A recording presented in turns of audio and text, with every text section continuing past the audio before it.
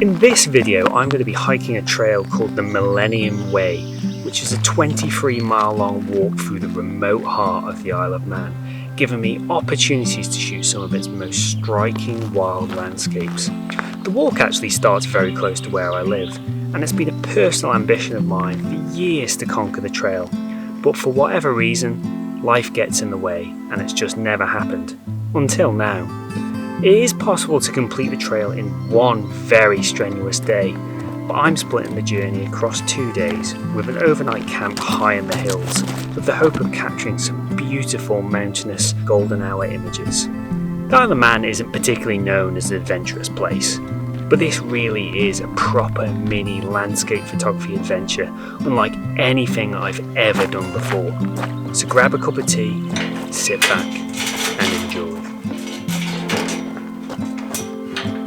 That first section there through the woods is absolutely gorgeous way to start this trek, but I tell you what, it is scorching hot today. I don't know whether the weather is actually too good to do this trek, which sounds absurd, but I am sweating my tits off.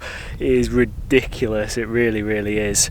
Luckily the walk today is only about 8 miles to the location that I'm planning to stay overnight, but that 8 miles is involving a lot of ascent and descent over really sort of rough terrain, so it's actually a lot trickier than it sounds. God, I'm getting sweat in my eyes. There's nothing worse than sweat eye.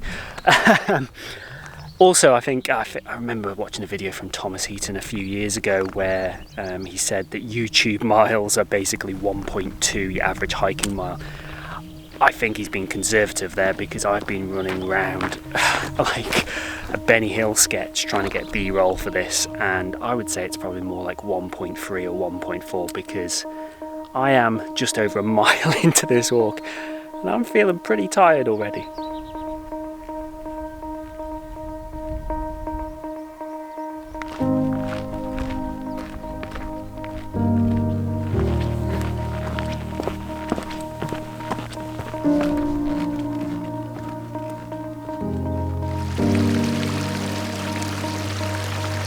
Just stopped at this absolutely gorgeous mountain stream in the middle of nowhere. It gives me a good opportunity to reapply some sun cream so I don't incinerate myself, and using my water filter I can top up my water supply because I'm going through my water at a pretty alarming rate.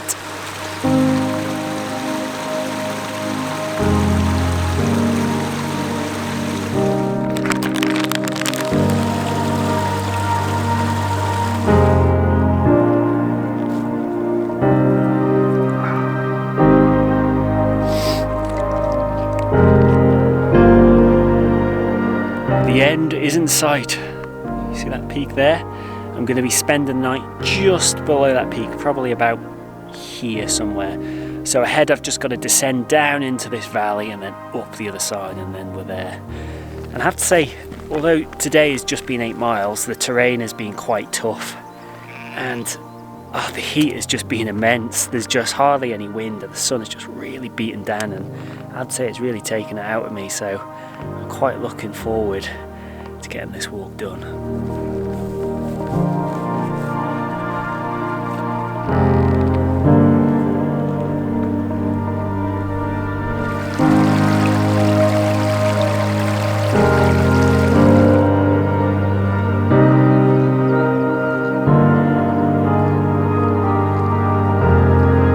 I made it to my campsite for the night, thank God.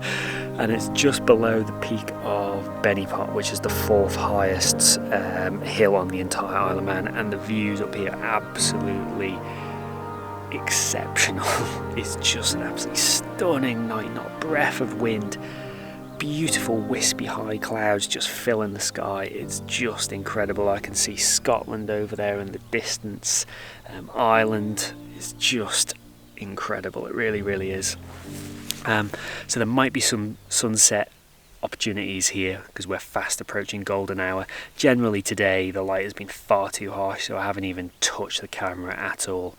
But I think from up here we might have some good photographic opportunities, and that's why I actually chose this as the place I was going to spend the night. But I've got a sneaking suspicion that sunrise might actually be actually better here because of the direction of the light and the topography of the land in relation to where the sun is rising. So we'll just have to see how that actually pans out. I've just been enjoying a little bit of food because I haven't really actually eaten all that much today. Just some hula hoops, sandwich. Got some Welsh cakes to tuck into now, which have just turned into one sort of giant dough ball, sadly. Little treats like that, really, just to keep the energy levels up. So once I've finished that, I'll head just up there, not far to go, and I'll see if I can find anything worth shooting.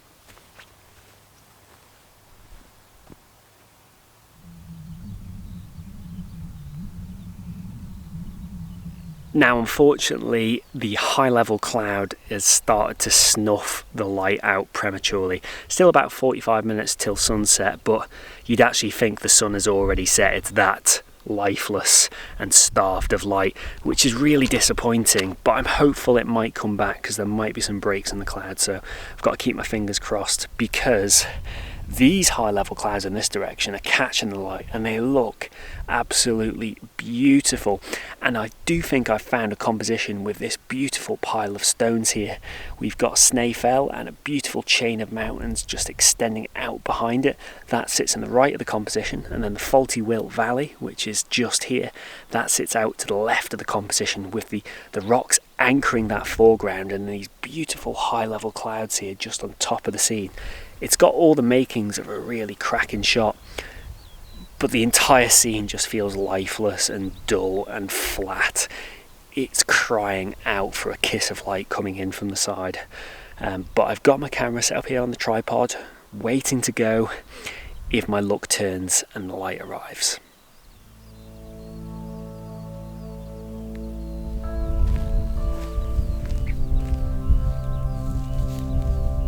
Unfortunately, the light didn't really materialise for me, but I did manage to capture this other composition very horridly in about a minute or two before the actual sun set. Overall, I think it's an alright image, but the foreground I think is perhaps a little bit lacklustre.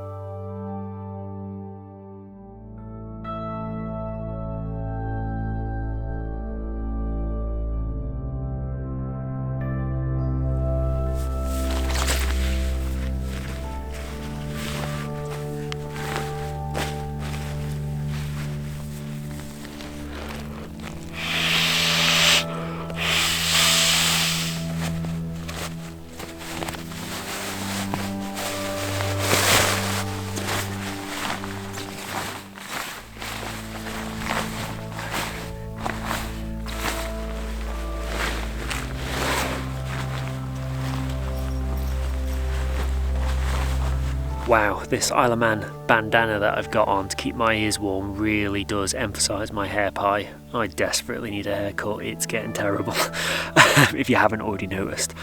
I'm not sleeping in a tent tonight, I am sleeping in a bivvy bag. And yeah, I think the weather's absolutely perfect for it. And the funny thing about this bivvy bag is I bought this 6 years ago. Because I had some romantic idea that I was gonna go out into the wild and sleep in it all the time, and this is the first time I'm gonna use it. I've never used it, but I thought today it's perfect for this because it cuts out a lot of weight out of my pack, which is very important, and yeah, it just immerses you in nature, and I just thought it'd be just incredible to just sleep in a location like this, just kind of exposed, looking up at the stars. It sounds good in theory. The practicalities of it, I'm not too sure. I'm anticipating about 7 seconds of sleep tonight. I just don't think I'm going to be able to sleep very well at all. So anything above 7 seconds, I'll take that very much as a bonus. Oh, sunrise in the morning is painfully early. It's 10 to 5, which means I'm going to have to set my alarm for maybe 4:15. The summit is thankfully only 10 metres that way, so it shouldn't take me long to get up there. I think I'm going to go back to the same foreground rocks with the summits behind that I was trying to photograph before, because sunrise will occur within that scene, so I think it holds a lot of sunrise potential too. We just need the right weather conditions to come together, so I really hope it does. I really do. But anyways, I'm going to endeavour to get those 7 seconds of sleep, and I'll see you tomorrow.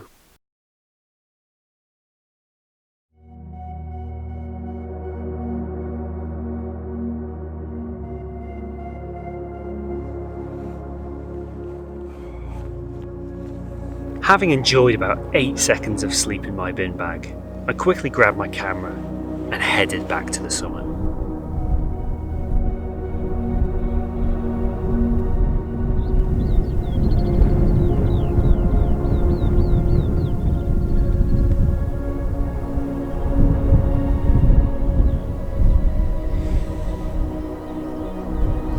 So I've got my camera set up with the same foreground rocks that I was talking about yesterday, and it looks like Mother Nature's very much going to be on my side, because this sky looks pretty spectacular. If you just look behind me there, just look how all these high level clouds here are just catching that colour and that light.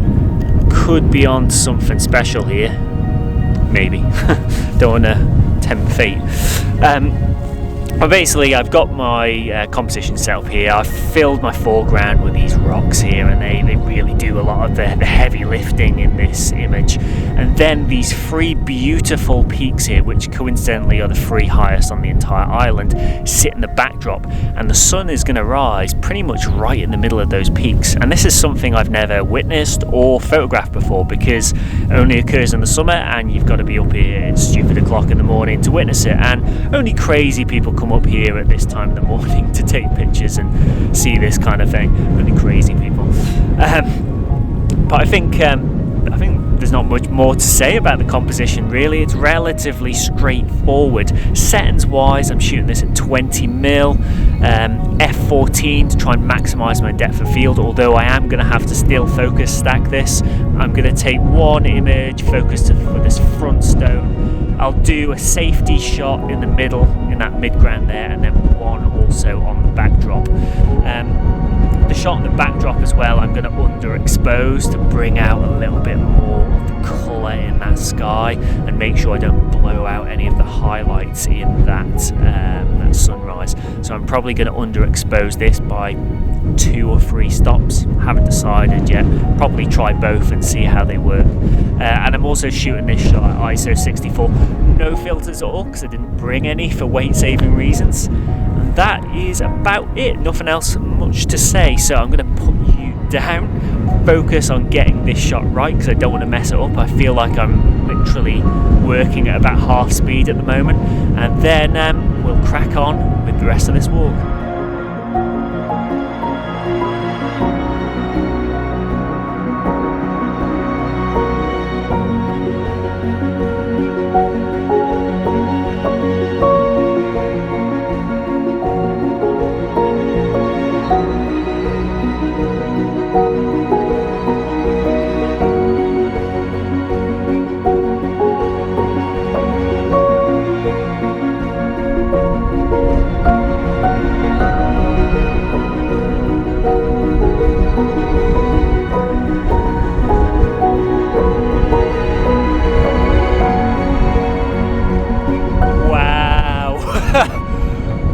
Incredible, what a sunrise that was. That's just unbelievable. I think the shot is going to turn out pretty well. It's just going to take a little bit of post-processing to blend the exposures together to get a seamless result, but it's got all the makings of a corking image. And I tell you what, it would have been easy to just drive here this morning and take this image, but the fact that I've hiked into this location on the Millennium Way as I head south, it just adds an extra emotional weight to the image. I know that sounds corny, but this image here will act as a constant reminder of this journey. And yeah, just the fact I've walked in here just adds so much more meaning to this image. I really can't emphasize that enough, and I am so glad that I managed to get this, because this could be one of those images that I just treasure for an awful long time, simply because of the memories that's attached to it. Just extraordinary up here. Of this way you can see the Lake District pretty clearly, and then out this way you can see Scotland. Ireland can be seen that side. It's just amazing, and there's not another soul to be seen anywhere up here. Absolutely amazing. This is what landscape photography is all about.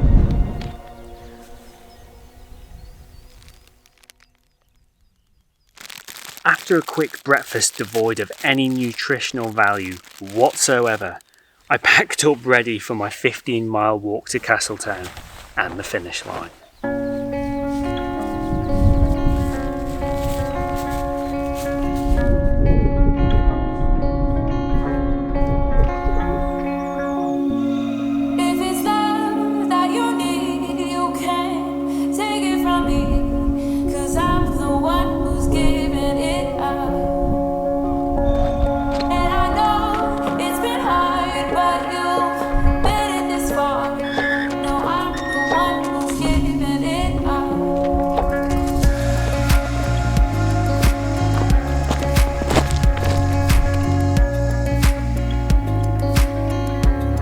I'm now down off the hills, and I found this beautiful ruin which is really picturesque. It's just a shame that the light is so harsh now, otherwise this could have been quite a good photographic subject matter in its own right. The trail from here runs past this ruin here, through these fields and through this rolling countryside you can see here, and ultimately I'm heading for about there. That is where Castletown is, which is the end of the Millennium Way.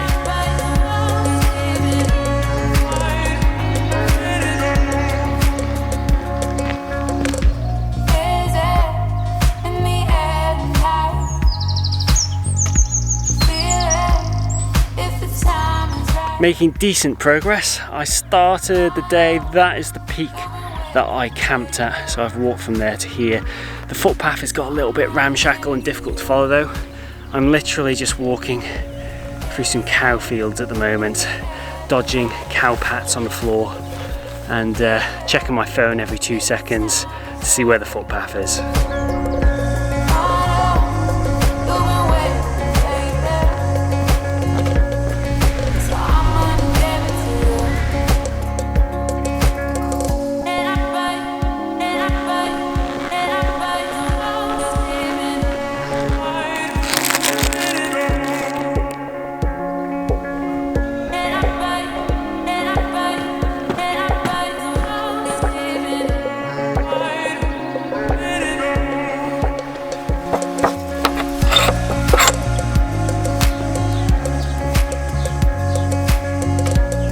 Making really good progress with the trail with only 7 miles left now, and I'm so glad that I packed a really light backpack for this trek. I managed to get mine down to 14 kilos. Generally they say you shouldn't carry more than 20% of your body weight on any kind of long distance trail if you want to avoid putting undue stress on your body. But I could only get my backpack to 14 kilos by making sacrifices. You may have noticed I haven't been eating hot food because I didn't have a stove. Obviously I slept in a bin bag last night. Sorry, I mean bivvy bag. No filters, crappy tripod, etc, etc. I've had to make compromises all the way through my equipment, but it's realistically the only way to combine photography with this long distance walking, because otherwise it's going to be absolutely backbreaking.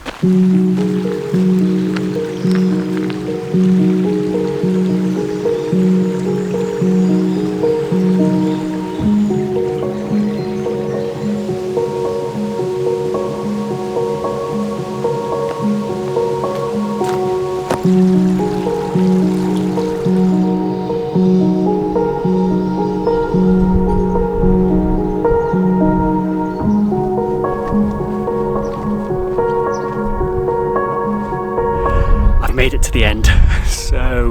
So happy, and a tinsy bit relieved because it was quite grueling towards the end there. Now to have a short break, and then I've got to start the walk all the way back to the start where I collect my car. that isn't happening. My wife is coming down to pick me up, thank God.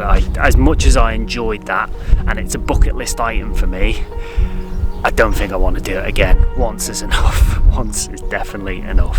Photographically, it was a challenging trip. The light conditions were extremely harsh for the majority of the time, and I only had small windows of light around the golden hours where anything really came to life. But quite often it's hard to actually get the balance between photography and these long distance hiking trips right. It's really, really challenging, and I'm pleased to come away with any images whatsoever.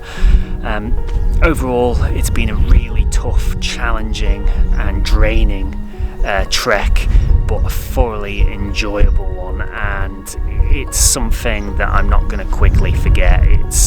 It's going to be something that lives in my memory for a very, very long time because of the highs, seeing that incredible sunrise from the top of the mountain, but also the lows, the challenges, the drowning in sweat in those mountain valleys, the stifling heat. It's been a roller coaster ride, and thank you very much for joining me on it. I hope you've enjoyed this epic trip across the Isle of Man. It's probably the first of its kind for me, and probably the last of its kind. I don't think I'll be doing another video quite like this again, just because the logistics of making this have been crazy. It's been the toughest video I've ever made by far. So I hope you've enjoyed watching, and if you haven't yet subscribed, please smash that subscribe button below, and I'll see you all soon. I'm going home to put my feet up for the foreseeable future. Goodbye.